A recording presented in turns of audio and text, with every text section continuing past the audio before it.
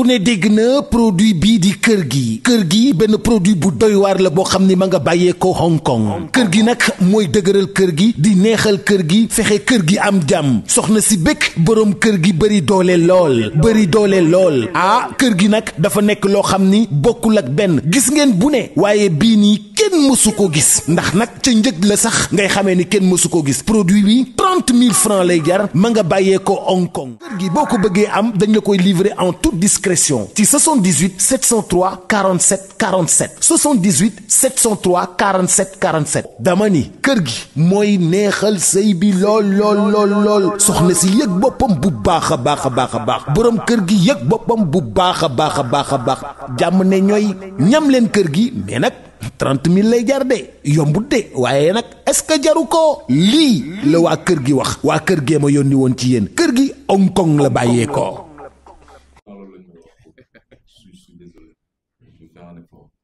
donc li ñu boole tey mooy sorti album moo gën tuub album bu ñu liggéey la te yëguñu ko parce que à un moment ci suñu carrière nekkatuñu di programme dañuy liggéey au jour le jour lu ci bari si album bi ñu koy def si je pense que ci weeru koor bi ñu génn lañ ko finaliser album suñu album bi yëpp weeru koor si la ñu gën a am jot pour finaliser et génn ko ci biti camp donc ñu si remercier Subatel en commençant par le Big Boss Matar ak gars mi fi nekk yëpp vraiment merci beaucoup pour disponibilité bi et surtout générosité c'est super important donc voilà xam naa damay yem foofu après ñu bàyyi gars yi ñu laaj ñu question yi ñu mottali incha allah. alors yaa koy wax léegi donc Fall moom ci staffu Subatel la bokk ci membre Subatel. waaw Move Group Move c'est se déplacer bouger groove en musique ñu ngi koy wax lu nga xamante ne day riir boo dee c'est pas est-ce que baatu wolof bi loolu la nañu déplacé wu mu riir comme li ñu wax rek aywa leen mu riir waaw jël sens boobu et bi may dama commencé ak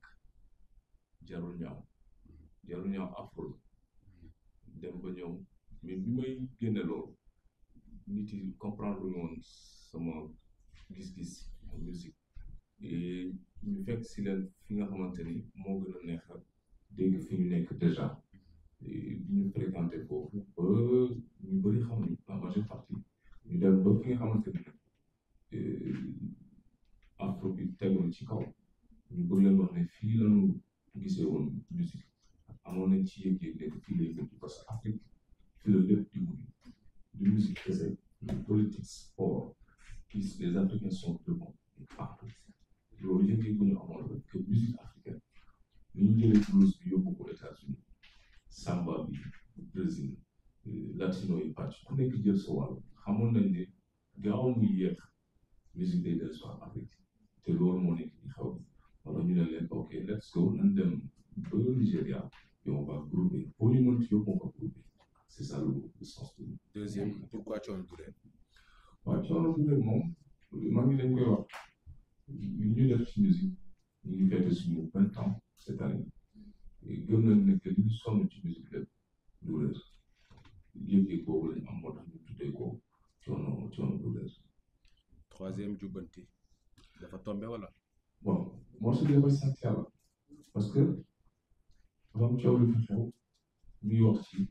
luxus xaalis baaxul day tax doo gaaw a suuf baaxul ci benn góor blanchir autant d'argent day appauvrir autant d'humains donc c'est l'actualité mais li ñu dimbali mooy bi ñu koy enregistré ñi ngi fi woon dañu enregistré morceau bi le lendemain coow yàlla c'est-à-dire bu ñu ko seedewul woon dañuy wax coow la tax ñu bët mais heureusement ba jubbanti mooy actualité ñëpp loolu la ñu gis il faut ñëpp jubbanti fépp pour mu dox voilà. nice vas-y. ñu ngi Subatel bi ñu soxlawee ay featuring dañu nekk album bi il faut mu am featuring ñu gestu suñu ginnaaw rek woo gars yi nekk déjà Sidi Diop mi ngi si kër gi Pape Diouf mi ngi ci kër gi Viviane mi ngi ci kër gi parce que waayu Matar la c'est te suma jigéen la suma sœur la suma grande sœur la donc dafa jàll naturel am na yeneen yu woon c'était compliqué parce que bi ñu koy enregistré c'était en décembre vous savez décembre album day bari yëngu day bari si di jóg si ñoom ñëpp ñu ci def dañ geesu woon rek ku nekk ñu dugal sawar ci trop vraiment mooy remercier de passage ci participe ñëpp sincèrement. Wuude nu mu la gisee la lay évolué ah pourquoi. waaw loolu tamit moo ko mag la rek Wuude moom ni mu la gisee la lay évolué gis bii boo si nekkee nit ku nekk pour man dama jàpp ne sa liggéey am na loolu ci tax a dugal man bi may tàmbali je me rappelle li muy dugg Positive Nation ñu bëri dañu waxoon intérêt moomu ko tuuti par rapport li jotoon xew jamono jooju ak duggiti mais dama leen xamal rek man li nit ñi di wax intéressé wu ma li ma yàlla ma xam ko mooy foo mënti nekk fexe lu la gën yàlla loolu moo nekk suma bu nit di wut xaalis ñi di wut daraja ñi di wut man damay wut li ñu seet fexe bu ñu génnee musique xool musique xool loolu laa gëm moo tax ma waxee noonu Wuude li mu la gisee noonu rek la lay ëwlee. am na benn son bu mu defoon pour Omzo Diamond je pense que Ombre Diamond. Pourquoi le choix de Ombre Diamond yéen a ngi style musical wala lan exactement. Il est talentueux. D'accord. C'est un talent pur. loolu moom sama baat ci kaw yàlla ko yàlla fal teel. et dans le chemin damay gis sama bopp ci moom. Ombre. mes débuts ak H. the best. H moom laa gën a xam moom laa gën a déggool te moom moo gën a wan cofeel ci man wax na fépp bu tollee fii ci musique yàlla ak man tax wax na ko fépp mais bu ma tàmbali woon ci moom day mel ni damay def loolu équipe te man duñ toog nag man talent lay toog ça paraît qu'il est pas très talentueux loolu yéen a gën a xam mais je voulais commencer ak Ombre doo ko dem ci H après incha allah. D'accord. parce que su ma teel li ñu boole moom dafa naturel sincèrement su ma soxla dina déglu après li may wax Matar Diop Matar yàgg naa ko xam je veux dire Matar suba teel bi ma koy xam boobu mi ngi def ay affaire baabu mal Zénith yàgg nañ tase ci station yi di tase ci biti mosuñoo bokk liggéey mais on se respecte loolu laa seet ak moom gis naa ko muy def li muy def li muy réussir Sénégal yi yëpp technique c'est mais Sénégal dañu baaxoo ba def dara dañuy toog di la seetaan xool pour mucc ndax dina jëm kanam bu baax mais ku xool xam ne li muy def gëm na ko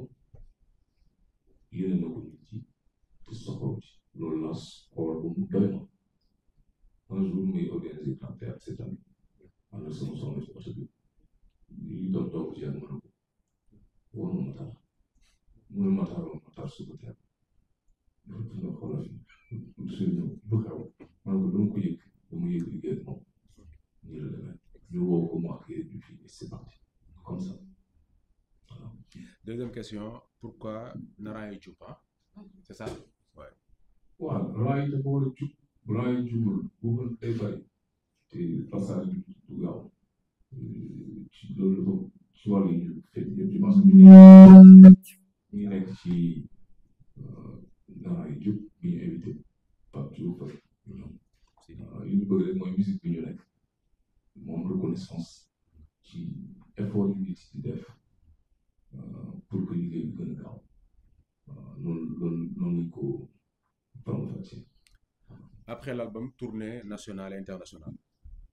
loolu moom ñàkk lañ ko bëgg sincèrement jóg dem surtout ci région yi parce que dañuy interpellé lu bari lu tax doo ñëw fii lu tax doo ñëw lu tax mënuñ jóg rek dem organiser si biti comme ça il faut moom sponsor topp si vous savez maintenant les sponsors surtout mais occasion yi xaar ma yàq ñu suñu biir occasion bu jotee ça va passer naturellement c'est sûr c'est certain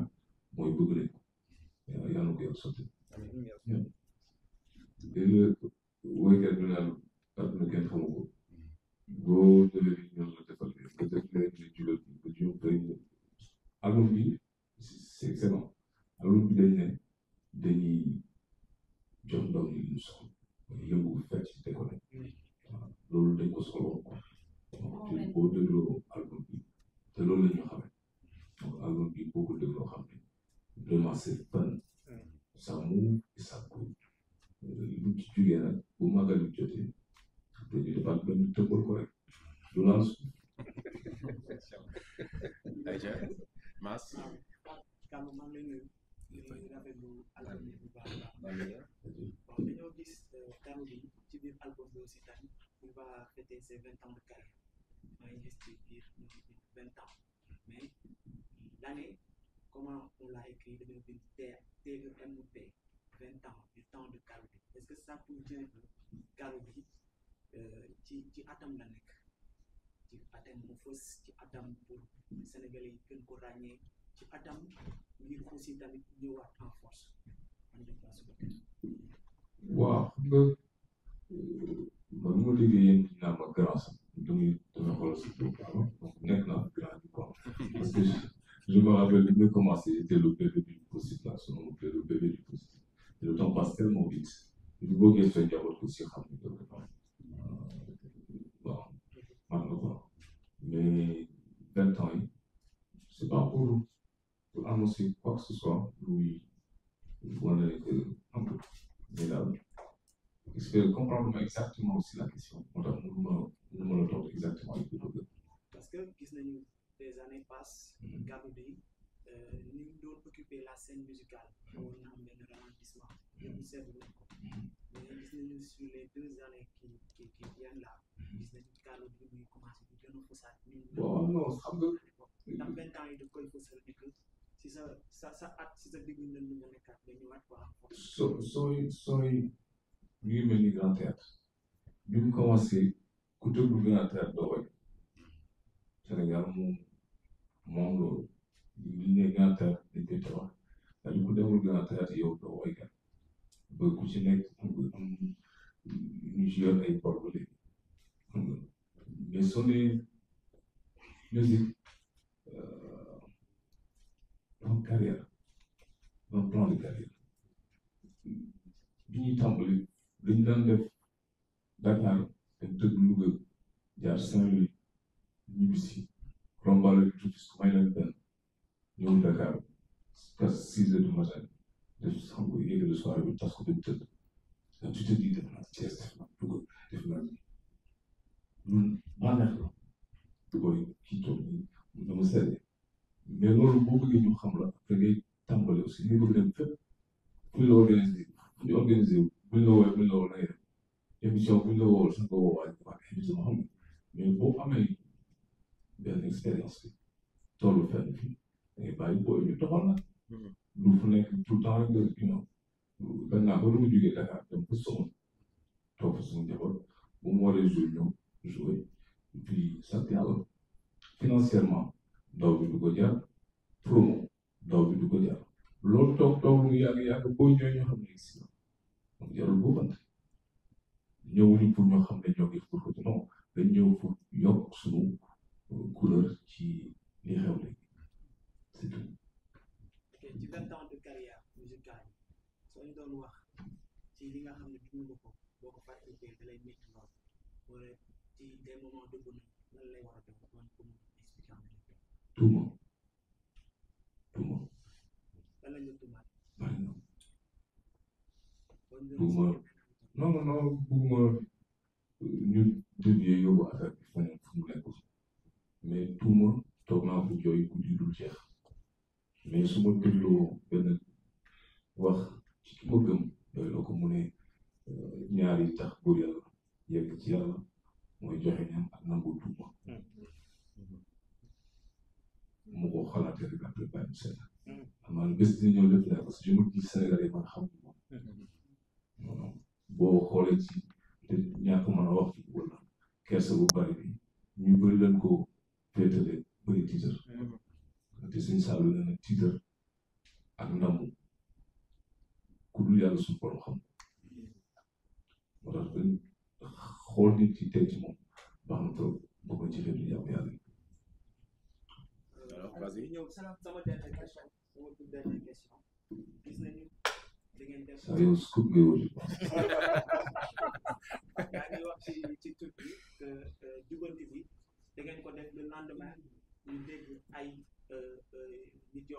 actualité bi quoi côté politique bi mu ouais. nekk en actualité pour le cas de Wally nan nga ko jàngatee selon vous en tant qu'artiste. ah le sëñ bi gars yi ay tubaab yu leer nan lañu laaj waxuñu ne que il est coupable il est jugé Présumé. waaw présumé autant pour moi présumé Coupable. coupable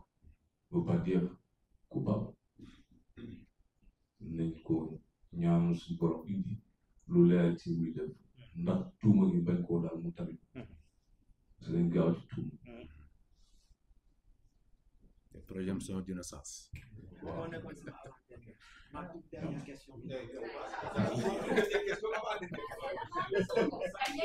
yaa ko mu ngi ñëwaat sa dëgg denc ko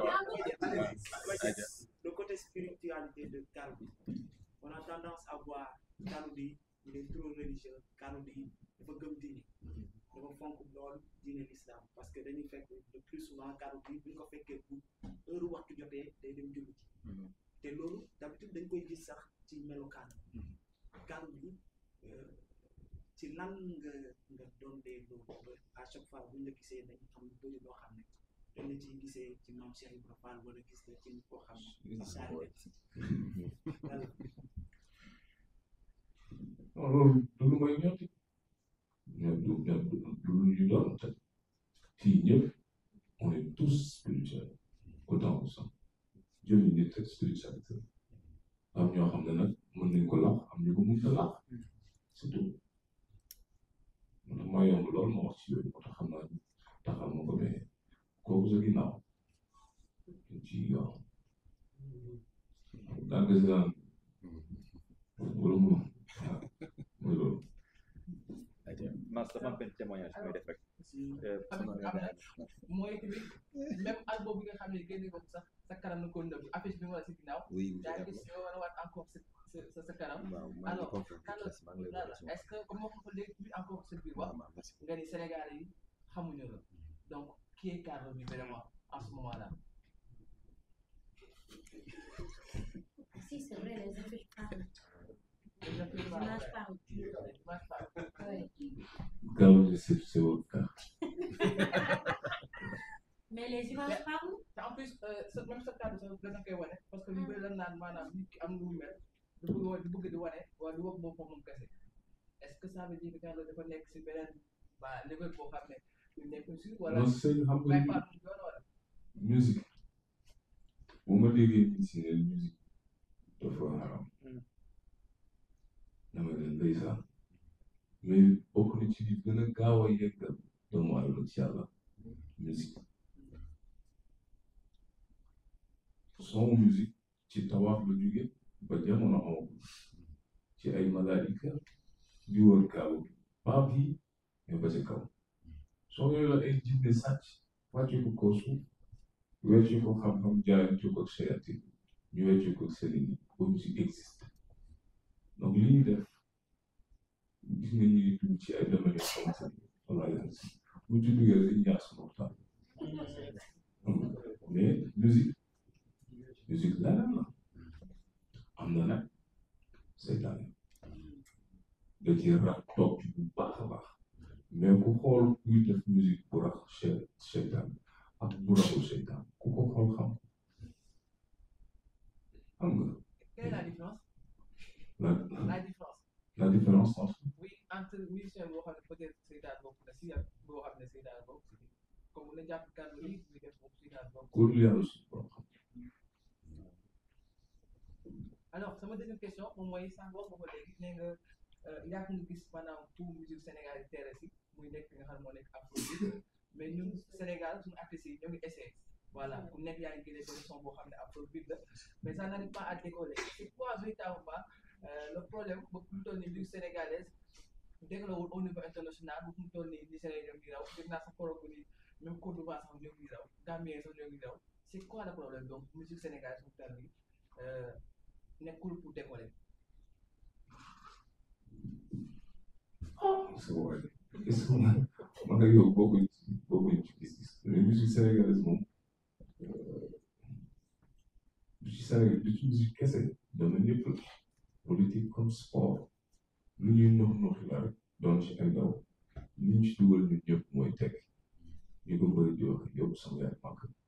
dimbali sama bopp ñun ñëpp loolu lañu dugal ci mais day dem ci biir moom yeneen responsabilité yu tuub bu mu gisee ñu toog teg nii ngeen ñëw ak ñi ngeen pare damay rus parce que je me dis ñii bàyyi seen yitte ñëw toog pour déglu mais est-ce que cër bi ñu mérité ñoom dinañ leen ko jox bu ñu génnee duñ ne yàq nañ suñu temps kersa boobu moo tax ñu sonn bu ma sañoon képp ku nekk looy dox rek dañ ci am loo xamante ne ci am tawféex xam nga donc li ñu dugal ci musique mooy am ci tawféex et ku nekk ci sa métier je pense que loolu ci sàkk quoi maintenant yegg na ci niveau Naija loolu expérience la loo xamante ni nag du jóg rek for ko comme ça il faut nga am foo jaar am ñoo toogal ñu jàngal la nga am loo xam pour def la différence effectivement il y a une différence mais extraordinaire niveau daf ci am problème moyen daf ci am Sénégal yëpp boo ci bëggee wut basse bu baax problème la corde yu baax su ma ko bëggee man damay def damay xaar bu kaw donc niveau il faut que mu am est-ce que vous comprenez problème moyen la il faut que état bi c'est dommage état bi toog ni dégg nga mu ñu wax ci culture dara et c'est erreur bu gàll lay doon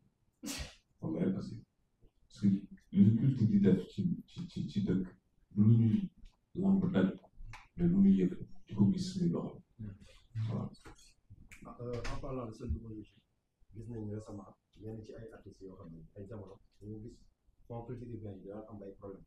ñu gis ne ñenn ci ay artistes yi am na ay postes yoo xam ne xam nga ay PCA ndax boobu tool wala léegi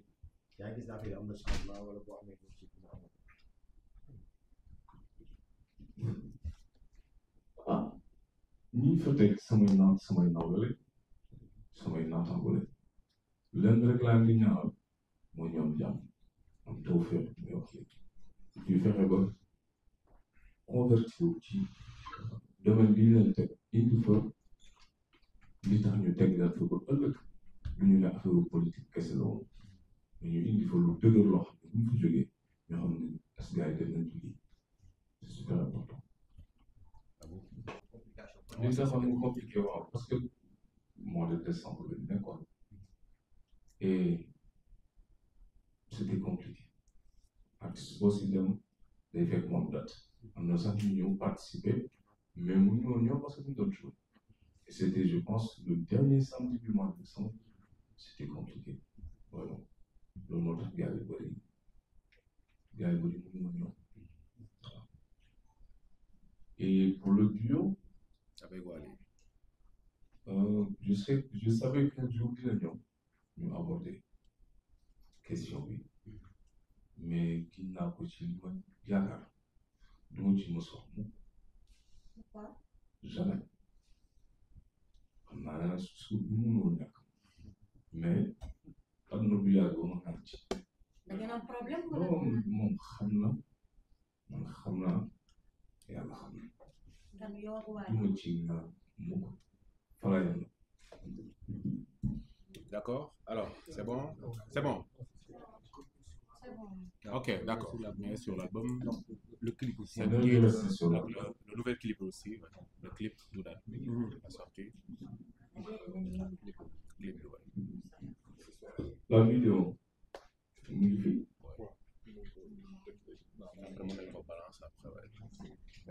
ku ne dégg na produit bii di kër gi benn produit bu doy waar la boo xam ni ma nga bàyyeekoo Hong Kong kër gi nag mooy dëgëral kër gi di neexal kër gi fexe kër gi am jàmm soxna si bëgg boroom kër gi bëri doole